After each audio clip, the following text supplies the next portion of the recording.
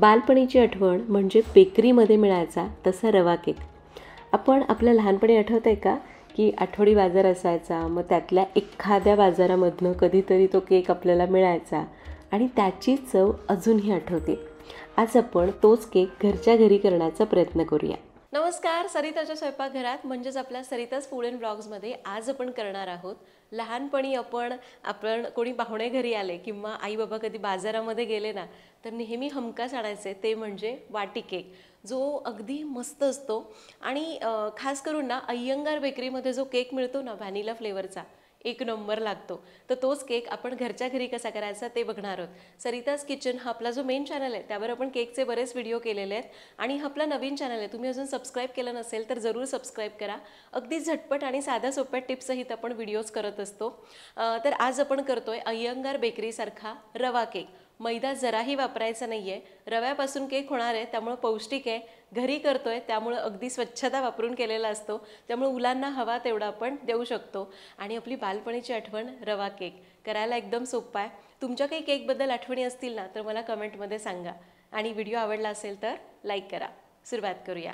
आता पहिल्यांदा बघूयात की रवा केकसाठी साहित्य आणि प्रमाण किती घ्यायचं, कारण केक करत असताना मेजरमेंट बरोबर असणं खूप गरजेचं आहे. ते प्रमाण काय आहे ते आधी सांगते. तर रवा केक करण्यासाठी आपण घेतला 1.25 कप बारीक रवा, 1 कप साखर, अर्धा कप फ्रेश क्रीम घेतली आहे किंवा तुम्ही दुधावरची साय फेटून घेऊ शकता, अर्धा कप तेल घेतलेलं आहे, अर्धा कप दूध, पाव कप ताजं दही, 2 टेबलस्पून मिल्क पावडर, अर्धा टीस्पून मीठ, 1 टीस्पून बेकिंग पावडर आणि अर्धा टीस्पून बेकिंग सोडा. तर सगळ्यात पहिल्यांदा मिक्सरमध्ये साखर घालायची आणि ही साखर एकदम बारीक करून घ्यायची. तर हे बघा, आपली पिठी साखर तयार झाली. आता एक मिक्सिंग बोल घेतला, त्यामध्ये घेऊयात फ्रेश क्रीम आणि दही. आता या दोन्हीलाही 2 ते 3 मिनिटांसाठी चांगलं फेटून घेऊ. तर हे बघा, दोन्ही छान फेटलं गेलं, मस्त टेक्स्चर आलं आहे.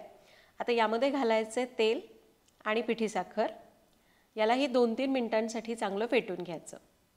साखरेमध्ये काही गुठळ्या असतील तर त्या व्यवस्थित मोडून घ्यायच्या. तर 2-3 मिनिटं साखर आणि तेल यामध्ये फेटून घेतलं.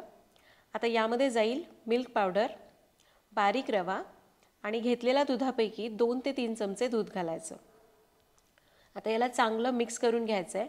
रव्यामध्ये काही गुठळ्या होत असतील तर त्या छान मोडून घ्यायच्या. एक 3-4 मिनिटं याला चांगलं मिक्स करून घेतलं. हे बघा, इतपत पातळ झालेलं आहे. आता याच्यावर झाकून याला अर्ध्या तासासाठी रवा भिजून द्यायचा. अर्ध्या तासाने रवा भिजला आहे. रव्याने दूध आणि तेल सगळं ओढून घेतलं आहे, त्यामुळे हे मिश्रण बघा असं घट्ट झालेलं आहे. याला आपण थोड्या वेळासाठी बाजूला ठेवून देऊ. आता सगळ्यात महत्त्वाची गोष्ट म्हणजे केकचं मिश्रण करायला घेण्याच्या आधी आपण ज्या कढईमध्ये केक बेक करणार आहोत ती कढई आधी प्रीहीट करायला ठेवणं गरजेचं आहे किंवा अवन 5 मिनिटं प्रीहीट करायला ठेवणं गरजेचं आहे. त्याचसोबत आपण जो केक टिन घेतला आहे तो केक टिनसुद्धा आधीच तयार करून घ्यायचा.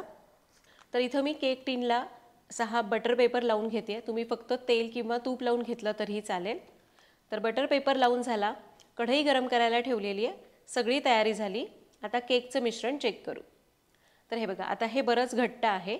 आता यामध्ये घालूयात मीठ आणि जे आपण उरलेलं दूध आहे त्यातलं थोडं थोडं दूध घालू आणि याला चांगलं मिक्स करून घेऊ.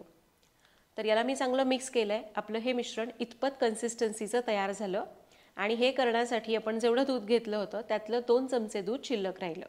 आता यामध्ये घालूयात खाण्याचा सोडा, बेकिंग पावडर आणि याला चांगलं मिक्स करून घेऊ. सोडा आणि पावडर घातल्यानंतर आपल्याला याला चांगलं मिक्स करून घ्यायचं आहे, म्हणजे सोडा आणि बेकिंग पावडर सगळीकडे छान मिसळली जाते आणि केक सगळीकडनं एकसारखा फुगला जातो. तर याला आपण चांगलं मिक्स करून घेतलं. आता आपण जो टीन तयार करून घेतला त्या टीनमध्ये याला व्यवस्थित ओतून घ्यायचं. तर सगळं मिश्रण या भांड्यामध्ये काढून घेतलं. आता कढई चांगली तापली आहे, झाकण चांगलं गरम झालं आहे, त्यामुळं नॅपकिनने वगैरे धरून काढूयात. आणि आतमध्ये ही अशी कढी ठेवली आहे.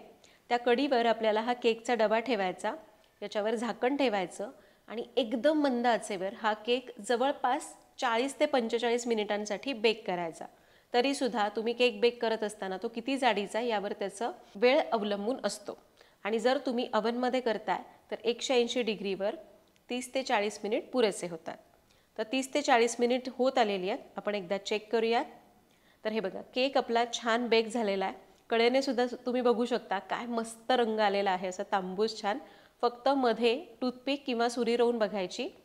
तर हे बघा, टूथपिक छान क्लीन येते, अजिबात मिश्रण ओलसर नाही, याचा अर्थ केक बेक झाला. याला बाहेर काढून संपूर्ण गार करून घेऊ. साधारण तासाभराने केक पूर्ण गार झाला. याच्या कडा आधी मोकळ्या करून घेऊयात आणि केक काढून घेऊ. आहा, काय मस्त रंग आलाय बघा. बाहेर जो केक मिळतो ना त्याचा रंग अगदी असाच असतो की नाही. आता केक कट करूयात. तर हे बघा, केक अगदी सहज कापला जातोय, इतका सॉफ्ट झालाय. टेक्स्चर तुम्ही बघू शकता कसलं परफेक्ट आलंय. रंग, चव सगळंच एकदम भारी झालंय. आणि तयार झाला आपला रवा केक. तर बघितलं, करायला किती सोपा होता, अगदी सहज होतो बरं का. आणि काय साहित्य लागतं, रवा, दूध, दही, फ्रेश क्रीम नसेल तर तुम्ही साधं आपली दुधावरची साय फेटून वापरू शकता किंवा दूधच थोडंसं वाढवून घालू शकता, पण चव मस्त होते. कुठलंही असं इतर वेगळं साहित्य वापरायचं नाही. कढईमध्ये आपण करू शकतो, अवनमध्ये करायचं असेल तरीसुद्धा करता येतो. अवन फक्त प्रीहीट करायचा आणि त्यानंतर 180वर केक बेक होईपर्यंत साधारण एक अर्धा तास ठेवून द्यायचा. तरीसुद्धा वेळ थोडासा कमी जास्त लागू शकतो. इतकं सोपं आहे करायला. तुम्ही सुद्धा करून बघा. अगदी असं मोठ्या भांड्यात नाही तर तुम्ही कप्समध्ये सुद्धा करू शकता. कपमधले केक तर अगदी पटापट बेक होतात. तर करून बघा, कमेंटमध्ये सांगा. पुन्हा भेटूया तशाच एका नवीन व्हिडिओमध्ये. तोपर्यंत हॅपी कुकिंग.